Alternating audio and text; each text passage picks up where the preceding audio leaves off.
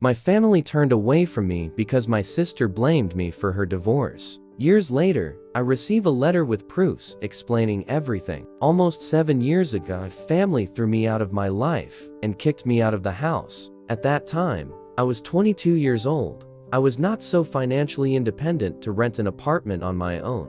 And everything happened so suddenly that I did not have time to prepare, neither morally or financially. The reason for all this was my sister Hannah. We were never close to her because of the significant age difference. She married her boyfriend Pete when she was 27, and they were married for 3 years. 3 years after the wedding, they divorced because Hannah accused Pete of cheating on her with one of my friends. After college, I lived with my parents because I had just started working and wanted to save some money before moving out. My parents were happy with everything until my sister announced her divorce. One day, she came home hysterical and said that she had filed for divorce because her husband had been cheating on her for 6 months. Then she accused me that it happened because I introduced him to my friend. The thing is that my friend Emily was trying to gain weight, and since Pete was a certified dietitian, he agreed to help her. Yes, it was I who introduced them, and apparently she turned out to be the same woman Pete cheated on my sister with. I was shocked because although Emily and I were not close, I knew that she was a good girl and would never date a married man. Besides, the cheating was completely uncharacteristic of Pete. He was madly in love with Hannah and always spoke only positively about her. It was very difficult for me to believe that he had cheated on her, but my doubts did not prevent my parents. They immediately believed her and did not even check anything, despite the fact that she had no evidence of Pete's cheating. They just took her words to heart. I do not blame them, because in any case they would have chosen their daughter instead of their son-in-law, regardless of who is right. But I did not understand why they kicked me out just because Hannah said so. One day, she broke into the house, got hysterical, and somehow convinced my parents to kick me out just because I introduced Emily to Pete. She accused me of destroying her marriage, and my parents, for some reason, agreed to it. I was desperate and tried to stop my parents, but they did not want to listen to me. They said that if I did not leave,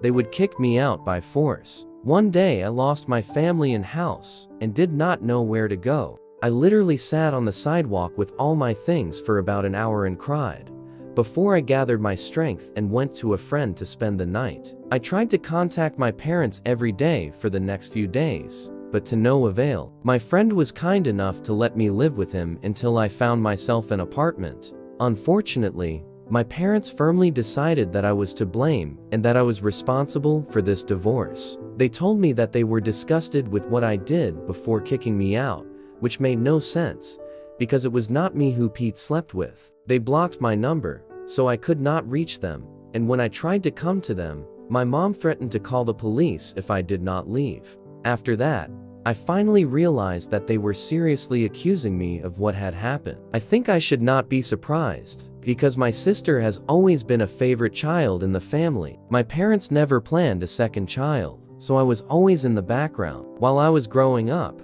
I did not care, but I did not think that this would lead to such consequences. Thinking about it now, I believe that I should have foreseen it, but to be honest, I do not think that someone in my place could expect this. I myself tried to understand what happened within the next few weeks, but Hannah and my parents almost completely cut off my connection. I also could not talk to Pete, because it is not clear why, but he also blocked me. I could not find him, because both Hannah and Pete moved out of the house where they lived and moved to their parents. I did not have the opportunity to reach any of them, so I turned to the last person who could know the truth, Emily. As I said, Emily and I were not very close, but I had to do what I had to do. I asked her to meet with me and explain the whole situation. I asked if it was true what Hannah said about me, and she categorically denied it, and I believed her. Emily said that she met with Pete only a few times, and only on business, so there was absolutely nothing between them, and she did not understand why Hannah could say something so terrible about her. She even told me that she had a constant boyfriend for several years, and they planned to get married in a few months. Damn, she even showed me their joint photos. What Emily said was much more convincing than everything Hannah said. I had no evidence, but I just knew that Hannah was lying about the real reason for the divorce. However, Since I had no evidence, I could not return to my family. At that time, I desperately wanted to do this, because I missed them very much, despite what they did to me. However, over time, I was able to cope with this and continue to live my life. I found a place to live and did a job with the meaning of life so that I had something to distract myself from, as well as because I needed to pay bills. It was a much better way to cope with trouble than just suffering from depression. In fact, I had no other choice. I suffered a lot, but I understood that I needed to continue my life with the support of my family or without it. Years passed, and now I have significantly improved my life. I moved from my small apartment to a much larger one, and a week ago, Ian got engaged to my wife, whom I had been dating for 2 years. The post of our engagement became a turning point for me, because just a few days after this post, I received an email that not only explained the whole story of Hannah's divorce to me and gave all the answers I needed, but also contained all the pros. My fiancée Lisa loved to post our joint photos on Instagram. The photo with our engagement also got on her Facebook page, where she had a wider audience. It was a public post, and many people watched it, including my ex-son-in-law Pete. It turned out that my fiancée met him at a seminar a few years ago. She added him to her Facebook friends, thanks to which he found me. The world is really quiet, and for the first time, I was happy about it. Pete contacted me a few days after our post, but instead of writing to me on social networks, he decided to send an anonymous letter. Later, he explained that he did it simply because he didn't want to feel awkward because of what he's been doing for several years since the divorce, and he didn't want to seem like a person who still couldn't handle it. In addition, then he blocked me, so it was awkward for him to contact me again about what happened so long ago. As for the content of the letter, it contained the whole story and evidence of what happened 7 years ago, and when I read it, I just couldn't believe my eyes. It turned out that it was my sister who cheated on Pete, and not vice versa, as she told us all. And that's not all. Hannah cheated on Pete with my friend, although she blamed Pete for it. At that time, my friend Frank worked as a cashier in a grocery store near Hannah's house, and I would never have come to this conclusion myself, because I had never seen them together. It looks like they were hiding it well, though not good enough that Pete didn't find out about it. When Hannah was exposed, she told Pete that it was all my fault, because it was me who introduced her to Frank, and even told her that he needed her help since he was a novice singer, and she was already a pretty good singer. She agreed to help him, and bam, it turned out that they fell in love before they even realized it. She even said that I was aware and helped them hide it for a long time. Of course, it was all a lie. I didn't even know there was something between Frank and Hannah. Pete was furious when he heard all this and eventually blocked my whole family, which, as he himself admits, was pretty stupid on his part. But he was so angry that he couldn't come to this issue with a cold head. The letter was written as anonymously as possible, but I still figured out who the author was. The evidence he provided included a series of screenshots in the correspondence between my sister and Frank, where they discussed how easy it was to deceive Pete. These messages were full of love, confession, and plans about where they were going to meet next time. She could not deny all this. She even signed this correspondence with her second name, which not many people knew about. I had irrefutable evidence. I realized that Pete must have sent me this letter after I looked at Lisa's Facebook friends list. My intuition told me that it was definitely somehow connected to social networks. When I finally found Pete on her friends list, I contacted him. A few days ago, we agreed to meet, and he told me that he found out that Hannah told her family about Emmy, who met him a couple of years ago. I told her to keep my version a secret and blamed myself for it. When I realized that if I hadn't said that, she would probably have told Pete about it, and I could have proven my innocence a long time ago. In any case, they met a few years ago, and she asked him about the divorce. They talked, and in the end, he also found out that Hannah spitted on them to her family. He admitted that he wanted to talk to me and tell the truth, but he didn't do it because he felt awkward. I swear, if Pete wasn't so insecure about himself, my life would have been much easier. But I forgave him, because I needed help to finally destroy my sister, and I knew that he would also be interested in this. Hannah definitely lied to my parents to get financial support during the divorce. and even set me up to get insurance, because she knew that one conversation with Emmy, and I would find out the truth. I couldn't understand how someone, especially a person close to me, could be so selfish. I didn't know if my family was still living in that house, because I hadn't seen them for 7 years, but as it turned out, they hadn't moved. I found out about this from my old neighbor before he showed up, and was glad to find out that Hannah was still living with them. This didn't surprise me much because Hannah was always lazy and hated doing any kind of work, and since she had the opportunity to live with her parents and make them do everything for her, she certainly couldn't miss this opportunity. So, 2 days ago, Pete and I just showed up at their house without warning. My mom opened the door. We didn't even give her time to understand what was going on, and we went inside. My father and Hannah were in the living room, and now the happy family is back together, but not for long. As soon as we entered, their faces turned pale. My father immediately began to threaten us and said that he would call the police if we didn't get out of his house. I immediately replied that he could do anything, but only after reading the documents that we were going to show them. My parents looked extremely puzzled, and Hannah turned pale and went into her room. I thought she was trying to escape, but there was no point in it anyway. Pete showed me the divorce documents and screenshots of Hannah and Frank's correspondence while I was explaining the true story.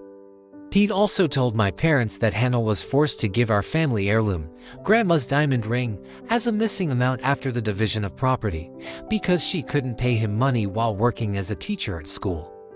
My parents were shocked by what we told them. We watched the drama unfold. My father demanded an explanation from Hannah for everything that had happened, and when she still tried to lie and once again hide the truth, despite all the evidence against her, my father immediately kicked her out. He packed all her things and gave her a bag, and then ordered us all to get out of their house. I didn't have to talk twice. I left with Pete while my sister begged her parents to let her back, just like I begged them once. It was the best revenge, and I was just happy. A couple of days passed, and my sister appeared at my house, demanding that I immediately set up a relationship with my parents. I didn't even know how she found me, but I told her that I didn't know her anything. She ruined my life, and I returned her debt. Now we're even. Everything is fair. It looks like she really didn't have any pride left, because as soon as I said that, she started crying and accusing me of being a monster. It didn't bother me much, and I just slammed the door while she kept crying. I put on my headphones and turned on the music, and Lisa, my fiancée, continued to work in her office. After a while, Hannah finally left us alone, but she wrote a message with a marker on my door to remind me that I am a vengeful monster. To be honest, I don't see anything wrong with what I did, and I don't feel guilty at all. But it looks like Hannah is absolutely sure that I'm a villain. I just did to her what she did to me a few years ago, except for the fact that I told the truth, and she was lying all the time.